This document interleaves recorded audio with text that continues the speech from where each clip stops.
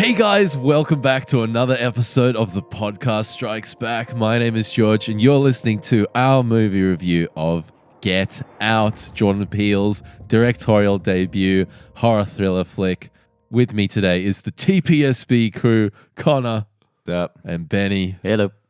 Guys, we got this late once again, another John Wick 2 scenario, living in Australia. It's nice and sunny here, but we get movies late from time to time. We get them early as well from time to time.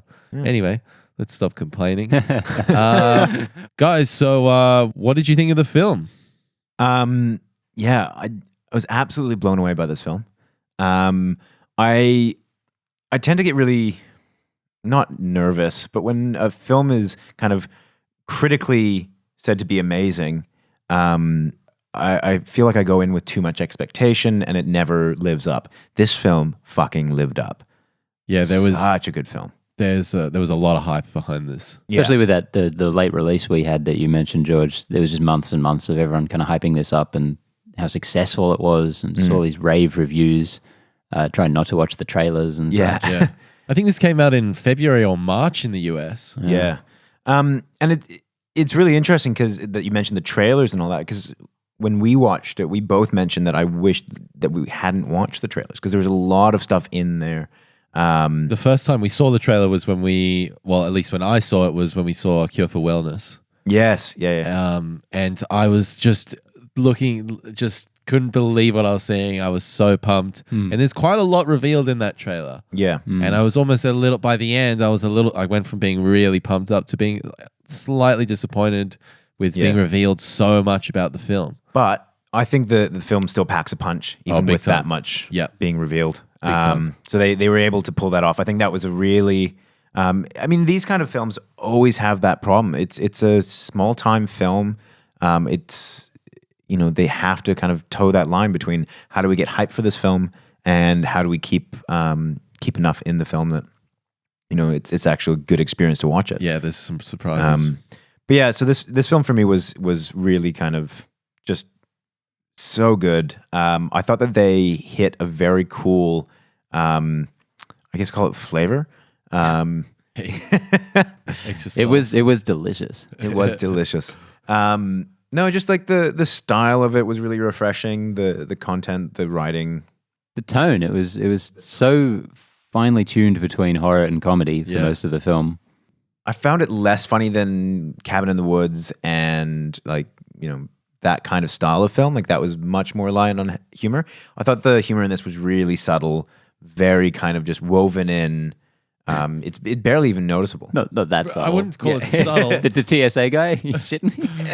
Oh yeah, I mean like in that. But I mean that it's just the way that it kind of blended into those horror aspects and everything else. I just thought it was really well I think done. what you're trying to say is maybe that it had a nice even balance, and the film it's kind of like a bit of a roller coaster in a good way. It has moments of comedy to let it sit for a minute, and then it's got these really creepy scenes, and it is this film, like, it works in flux and it's dynamic, and it's not just scary thriller all the time. It's got funny elements, it's got moments of character building, and it strikes that great balance you get when you have kind of an intense movie with a cast packed with great comedic actors and character actors and stuff, who kind of not keep it light but keep it engaging and entertaining in an interesting way. Yeah.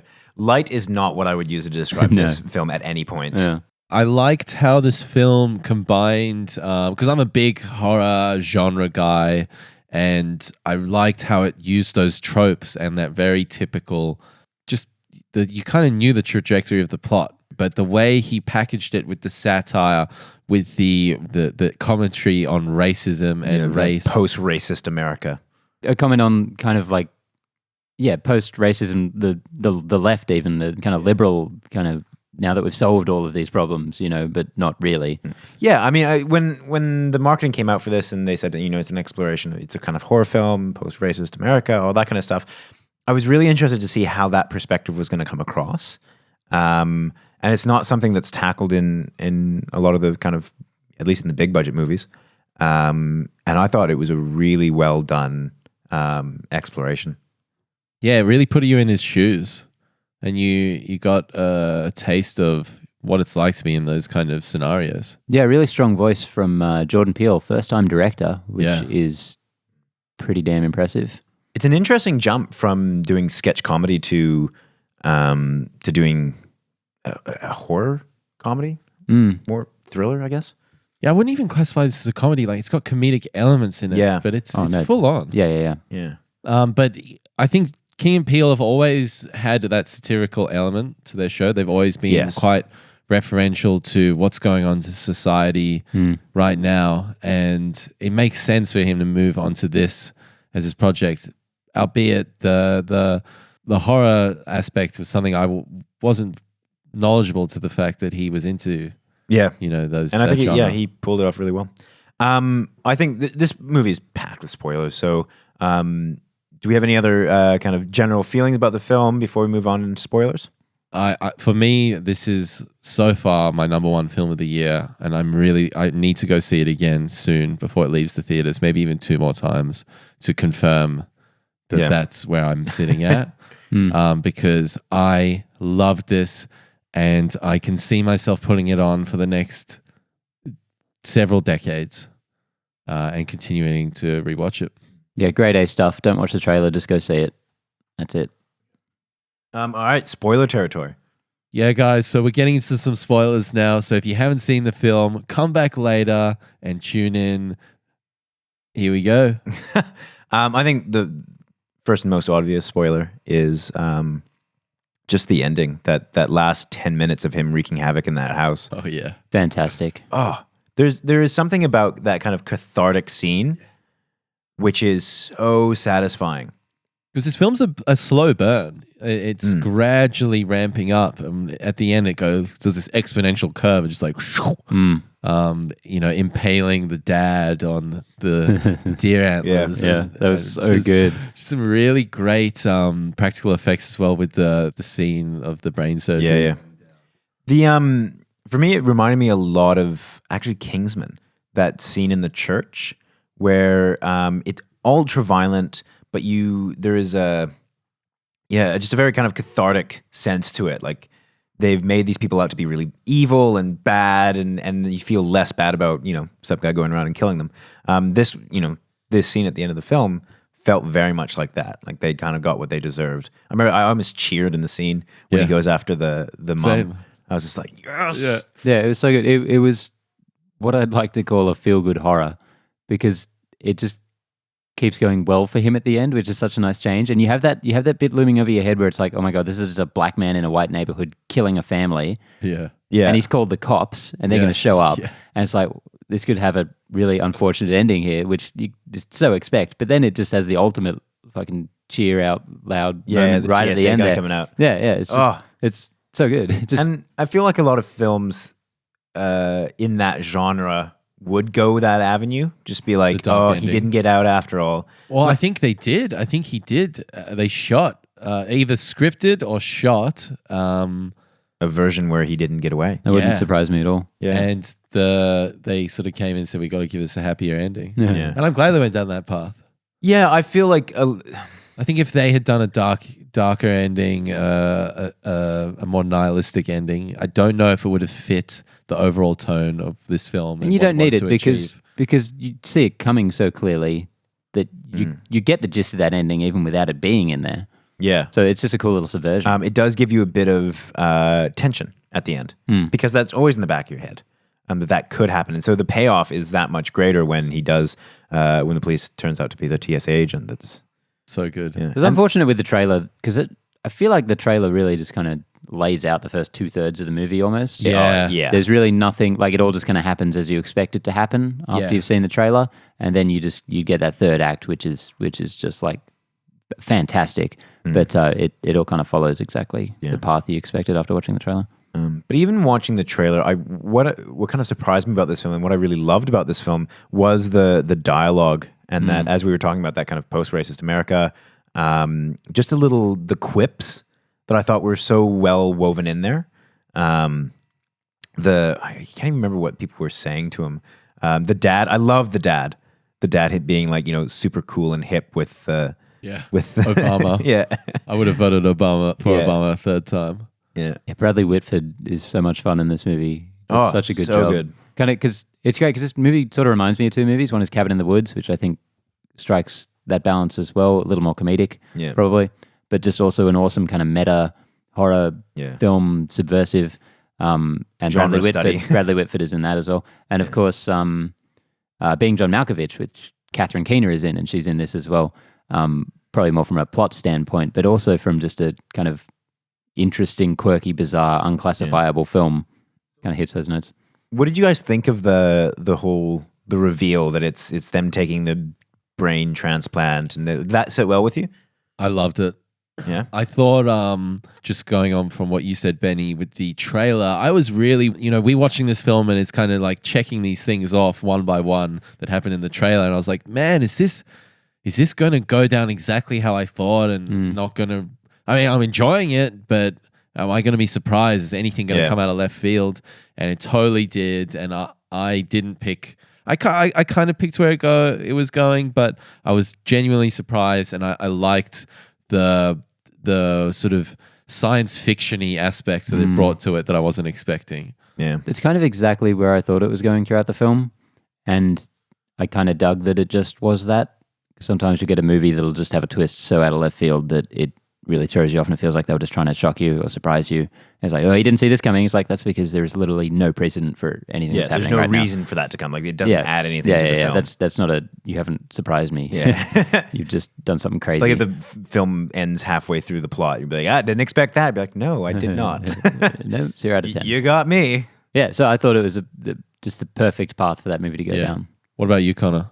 I was a bit confused about the mechanics of how it worked. Yeah. Like, I didn't. If they transplant the brain over, then how does the original person stay within that? Some of the original brain connecting to the Was that what the brainstem? Yeah, was still Okay. from the original person from the host was still there. Yeah, I felt like there was I didn't hear any explanation. They said like, we'll keep your eyes and the connectors, and I was like, but I mean, at the end of the day, that was such a minor kind of point. Like from that point on, I was so much more interested in what was going on with that character and obviously that bloodbath afterwards that that didn't really take me out at all. Yeah. But it was just more reflecting on it afterwards, trying to think of how that works.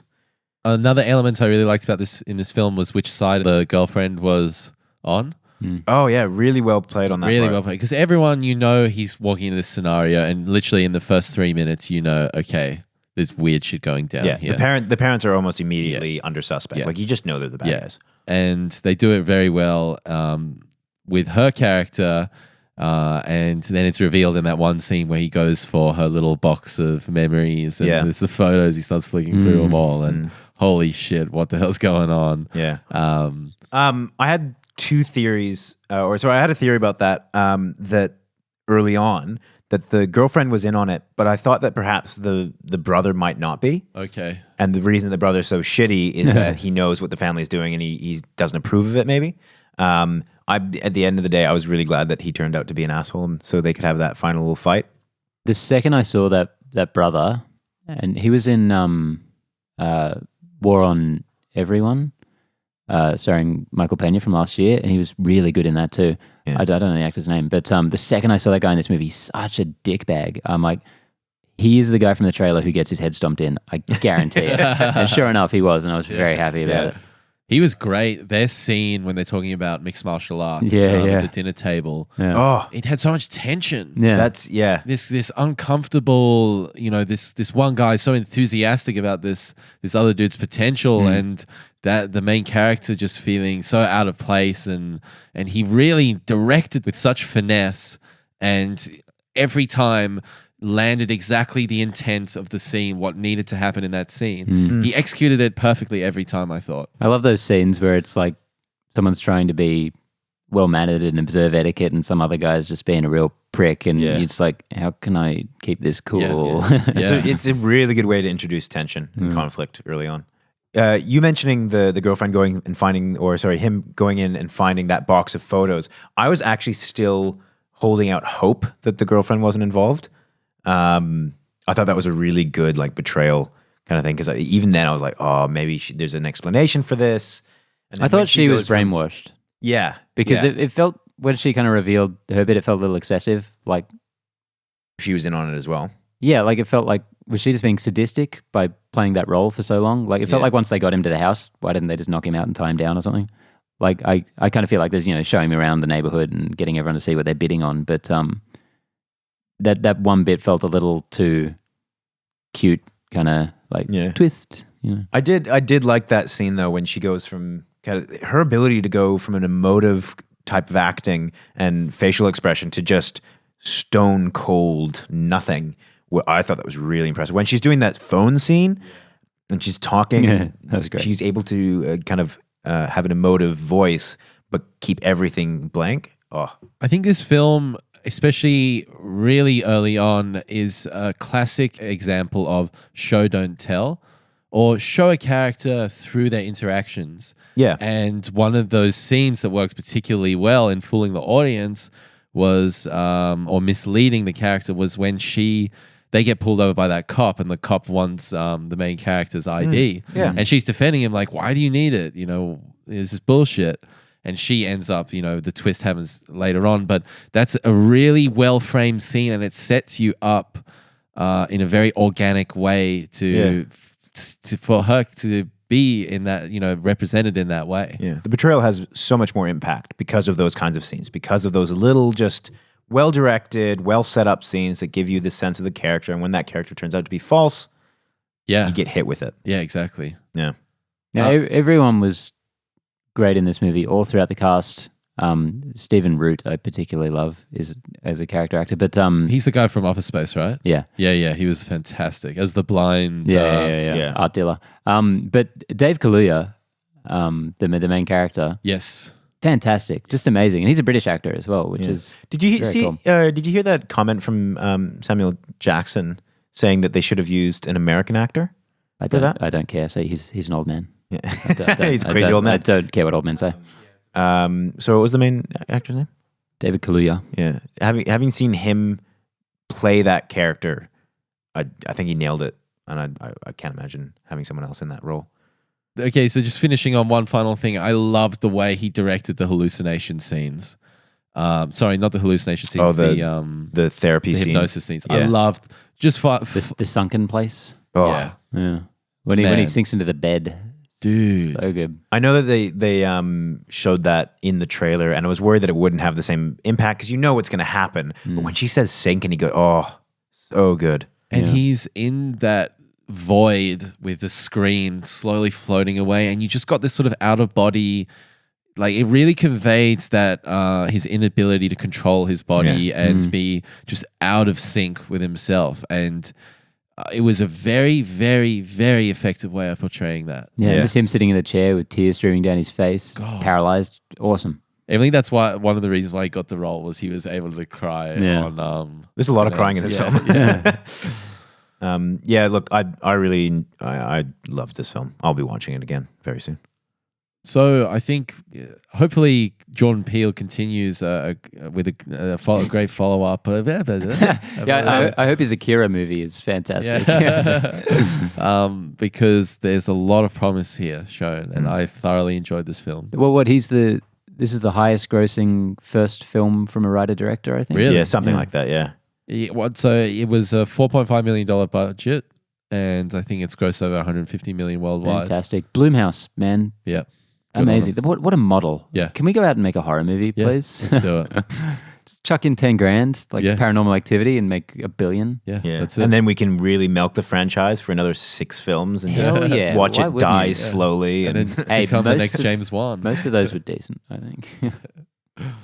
All right, well, that's it for our Get Out review. We will have our Alien vs. Predator review up this Thursday as well. And don't forget to check out every Sunday, Top 8. We're on iTunes, we're on YouTube. Guys, thank you so much for being here. It wasn't easy, I really had to clear my schedule. Thank you so much, guys. Connor but and Benny. See ya. Thank you, guys.